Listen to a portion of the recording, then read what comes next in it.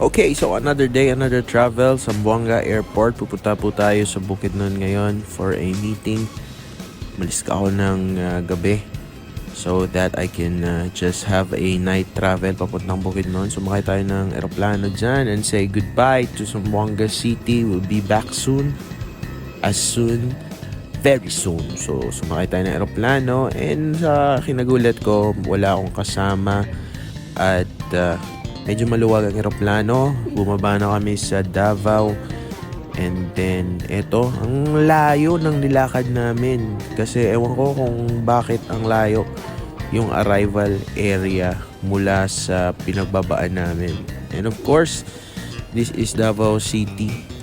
Lagi kaming bumibiyahe dito, lalo na yung dalawang trip dati, yung papunta ng Iloilo. So, there you go, Marayao, Davao.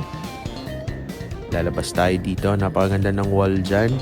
And then first time kong mag-video dito ng Welcome to Davao na yan. So ang ganda. So diretso tayo agad sa bus terminal and bumiyahe ng 5 hanggang 6 na oras sa Bukidnon. I arrived at 2 a.m. and I slept. Kinaumagahan, ayan, nagkita na kami ng mga ka-meeting namin. Those are leaders from Mindanao. Nagkape, nag-usap, nagkwentuhan, lumipat, kumain, and then have some time to talk about life and what we're doing at marami pang iba. By the way, sa mga pinag-usapan namin dyan yung DeFi Convention sa January, join naman kayo.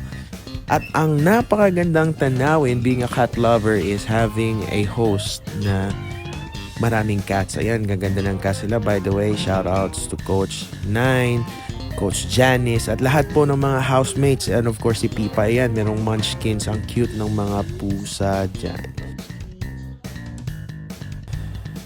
So, di ba, nakakaaliw na makikita na eto, ang cute nila. So, yan yung mga housemates namin. And, napakasaya. Pagkatapos nun, kinagabihan, nako, may birthday pala. So, doon we had a chance na of course maki-birthday at yan may palaka, ang dami ng handa, and by the way meron pang kambing, and there goes the Frog Fest. Tawag namin Frog Fest kasi yung mga palakang yan kinain namin. Yan. We have friends who are at Lechon. Yan, these are Bukidnon ladies that we've known. Hi. So eto na, kakain tayo ng frog. Yan. Actually, I have a separate video of this so you can check that out. Pero ito, yung mga clips nun. Yummy. Talaga lang ha.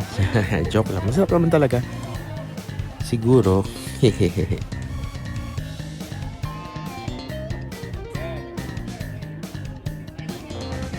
Of course, pagkatapos ng birthday, umuwi agad, nagpahinga at kinaumagahan, sumakay ulit ng bus papuntang Davao. Tsaka at that point, I will be going back to Zamboanga again. Napakadaling meeting pero ilang oras at napakalayo nito. Yan po yung nature ng trabaho natin. Not just for our generation but for the next one. Mga sacrifices ito para sa kanila. Kaya tuloy-tuloy lang. Nakakapagod man pero well accomplished.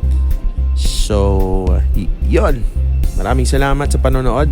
Susunod, Kuya Rai here. Just a short vlog. Bye!